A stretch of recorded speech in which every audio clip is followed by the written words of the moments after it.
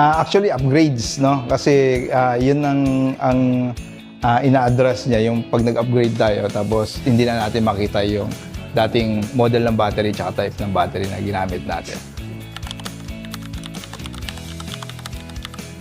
Yes, kung meron tayong plan or halimbawa mag-upgrade tayo, normally, pag ina-upgrade natin yung battery or magpa-parallel tayo ng battery, normally, yung battery na luma, pinapalitan natin ng bago para lang maging compatible yung dalawang bagong battery. So, with Click, pwede mo naman ang paghaluin yung old and new. So, mas useful siya doon. Sa aming mga installers, mas madali yun kasi yun nga yung problema natin. Ang problema natin, number one, is after 2 years, iba na yung lumalabas ng mga batteries.